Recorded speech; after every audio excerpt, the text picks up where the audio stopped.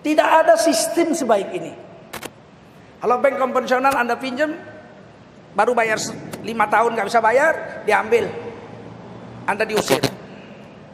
Betapa bedanya, jauhnya seperti langit dengan bumi. Ekonominya namanya bubble economic, ekonomi gelembung aja. Padahal sebetulnya tipu saja itu.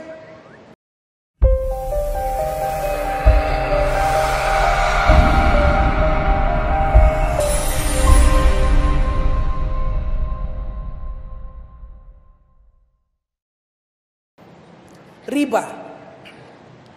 Riba itu artinya bertambah.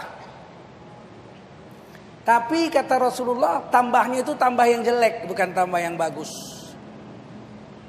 Sedekah bertambah juga. Sedekah tambahnya bagus. Infak tambahnya bagus. Anfiq yunfiq. Jika engkau sedekah hartamu di jalan Allah, Allah akan sedekah kepadamu. Dan balasan Allah bagi orang yang sedekah itu minimal 700 kali lipat. Minimal. Masalul ladzina yunfikuna amwalahum fi sabilillahi kamathali habbah ambatat sab'a sanabil fi kulli sumbulatin mi'atu habbah. Barang siapa membelanjakan hartanya satu di jalan Allah, seperti menanam satu biji di dalam tanah. Dari biji itu tumbuh 7 tangkai, tiap-tiap tangkai berbuah 100. Artinya kita infakkan harta kita di jalan Allah satu, Allah bayar paling sedikit 700 kali lipat. Wallahu yudha'ifu liman yasha. Allah bayar berapa banyak terserah Allah. Kepada siapa Allah mau. Bisa 7 juta kali, bisa 7 miliar kali lipat. Dan itu janji Allah di Quran. Sedangkan riba itu kalaupun bertambah sebenarnya seperti orang yang mabok saja, orang yang kemasukan setan, kesurupan, nggak ada enaknya. Habis kesurupan badannya lemes, kepalanya pusing. Orang habis kesurupan, begitu sadar badannya lemes, kepalanya pusing. Nggak ada manfaat apa-apa sama dia. Kalau sering-sering kesurupan bisa sakit lever. Kenapa? Badannya hancur. Oleh karena itulah dikatakan oleh Allah Subhanahu wa taala, kama yaqumul ladzi yatakhabbatuhu syaiton minal mas. Berdirinya aja enggak istiqomah, berdirinya aja tidak kukuh. Berdirinya goncang-goncang kayak orang kesurupan, geleper-geleper, kelupuk-kelupuk. Ini makan riba. Dan ternyata sudah terbukti. Waktu krisis moneter tahun 98, seluruh bank yang memakai sistem riba di Indonesia ambruk. Indonesia rugi 1.200 triliun untuk membayari bunga bank riba itu. Ada satu bank kecil hari itu yang selamat di Indonesia, yaitu Bank Muamalat. Ketika zaman Pak Harto, Ketua Majelis Ulama Indonesia dengan Ketua ICMI Bapak Habibie, mantan Presiden Habibie waktu itu masih menteri, berkeinginan membuat satu bank di Indonesia, bank syariah yang tidak pakai sistem riba. Akhirnya menghadap Pak Harto. Oleh Pak Harto, katakan Pak Harto setuju. Bagus sekali. Kalau memang ada yang halal, bagus sekali. Dipanggillah Menteri Keuangan dengan Menteri Equin waktu itu, dua-duanya tidak Islam. Radius Prawiro, bukan Radius Prawiro, B.J. Sumardin dengan Adrianus Moy. Dua-duanya tidak Islam. Kita ditanya bagaimana ini orang Majelis Ulama dengan ICMI mau bikin bank Islam. Oh nggak bisa Pak, kata kedua menteri ini. Kenapa? Tidak ada payung hukumnya. Berdasarkan apa mau dibuat? Nggak bisa. Nggak ada aturannya. Undang-undang belum ada. Kemudian Pak Harto singkat cerita bilang bagaimana supaya bisa berdiri. Pak Presiden keluarkan keputusan Presiden, Kepres. Dibuat oleh Pak Harto Kepres. Berdirilah bank. Terus Pak Harto tanya, bagaimana nih Pak Hasan Basri? Kalau bank Islam dibuat nanti besok-besok keluar bank Kristen, berdiri lagi bank Buddha, berdiri lagi bank Hindu, repot. Bisa nggak memberi nama satu bank Islam tapi bukan namanya bank Islam yang hanya ada orang Islam pakai, orang lain tidak pakai? Oh, kata Hasan Basri ada. Kiai Haji Hasan Basri almarhum bilang ada muamalat. Yang bermuamalat itu hanya orang Islam. Jual beli, dagang, gade menggade, oh, itu namanya muamalat. Ya, bermuamalat itu hanya orang Islam. Oh, kalau begitu bikin namanya bank muamalat, berdiri. Dengan susah payah, nggak ada orangnya, harus disekolahkan dulu. Diambil orang-orang dari bank, nggak ada yang mau pindah, nggak ada masa depan, toh, baru satu. Gedungnya nggak ada, modalnya nggak ada, semua diberi waktu itu oleh Pak Harto. Akhirnya berdirilah Bank Muamalat, satu-satunya di Jalan Sudirman. Gedungnya pinjem dari pemerintah. Apa yang terjadi? Ketika krisis moneter, semua bank ambruk. Bank Muamalat tidak ambruk. Apa sebab? Sebab sistemnya tidak sistem bunga, jadi nggak kena dia. Bunga waktu itu naik 70% per tahun. 70% per tahun. Semua harus membayari bunga deposito orang. Kredit rumah harusnya 1 bulan 3 juta naik. Jadi 7 kali lipat. 21 juta. Bangkrut semua. Bank syariah nggak kena. Kenapa? Karena kita tidak pakai sistem bunga. Tapi sistemnya sistem tijarah, jual beli, bisnis.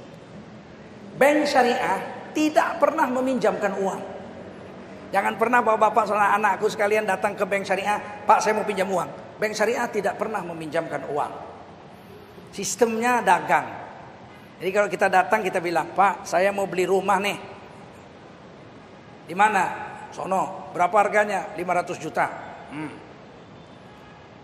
Duit Anda berapa? Duit saya cuma 100 juta. Boleh? Mana rumahnya? Dilihat. Surat-suratnya jelas. Maka bank membayarkan 400 juta. Si pembeli bayarkan 100. Jadi 500. Beli. Sekarang ini sudah dibeli 500 juta. Milik bank 4/5. Milik nasabah 1/5. 20%, 80%.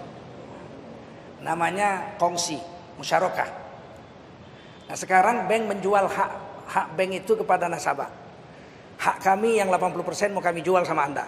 Anda boleh tinggal situ nyewa, uang sewanya dihitung membeli saham kami.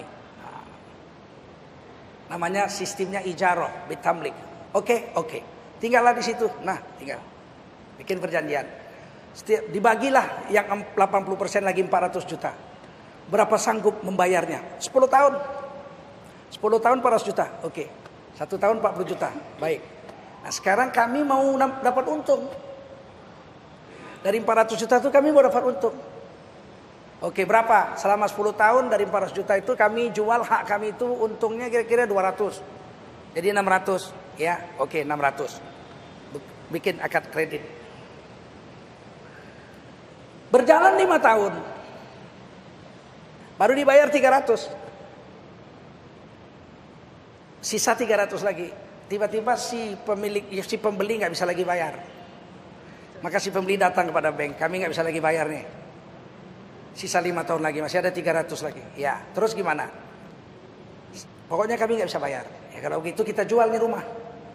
Anda boleh jual.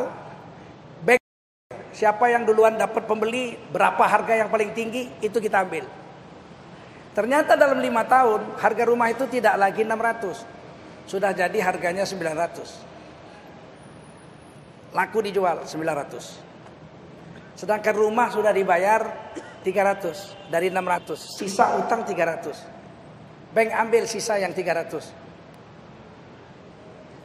Yang lainnya semua diambil sama pemilik. Pembeli itu 100 juta dia punya, ditambah dengan 300 yang sudah dia bayar, 400 dia punya kan? Bank punya 300. Sedangkan itu dijual 900, masih ada sisa 200. Berbagi. Sekarang si pemilik lama bank sahamnya tinggal 200. Sedangkan si pembeli sahamnya sudah 300 tambah 100, 400. Maka bagiannya 4 bagian untuk si pembeli dari yang 200 sisa. 2 bagian untuk si bank. Karena bagiannya sudah dikurangi. Tidak ada sistem sebaik ini. Kalau bank konvensional Anda pinjam, baru bayar 5 tahun nggak bisa bayar, diambil. Anda diusir. Betapa bedanya, jauhnya seperti langit dengan bumi. Makanya orang barat pun, Anda yang sekolah ekonomi harus mengakui bahwa sistem ekonomi konvensional itu disebut bubble economic. Bubble economic itu artinya ekonomi gelembung. Kayak kita main gelembung sabun. Besar, terbang.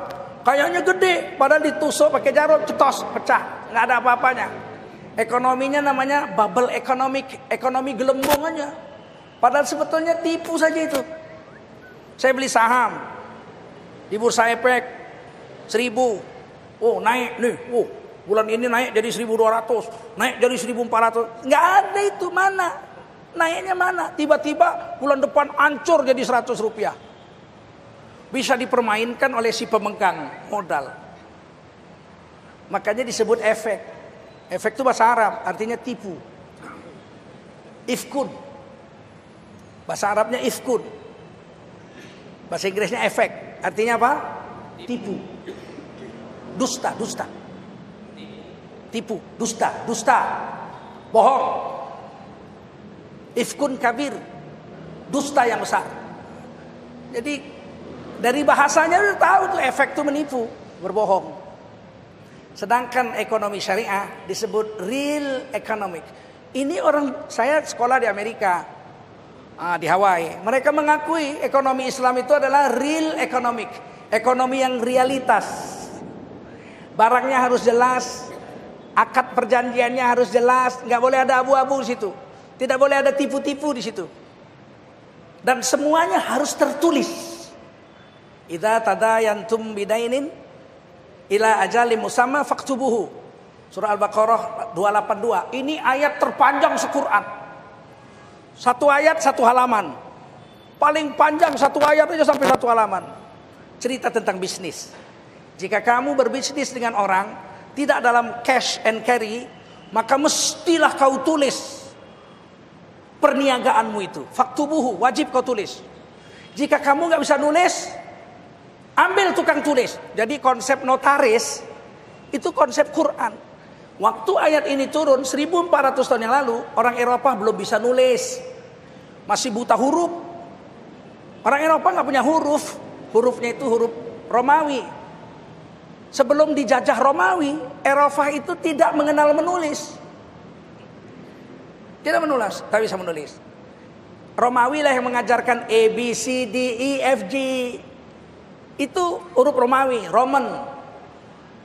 Angkanya 1, 2, 3, 4, 5, 6, 10 itu kali angka Romawi. Tapi kemudian Islam datang ke Eropa membawa angka Arab. 1, 2, 3, 4, 5, 6, 7, 8, 9, 0. Romawi tidak kenal 0. Romawi 10-nya kali, tidak kenal 0. Tidak praktis bikin 40 Romawi itu kali kayak pagar rumah orang. Tapi Islam membuat Eropa mengerti berhitung, dan ahli-ahli berhitung di seluruh dunia itu orang-orang Islam. Al-Jabbar, Khawarizmi, ya Khawarizmi itu orang Islam juga, dan lain-lain. Nah, mereka mengakui bahwa ekonomi Islam itu adalah real economic. Tidak boleh ada tipu-tipu, tidak ada boleh kezaliman di situ, dan semuanya harus adil.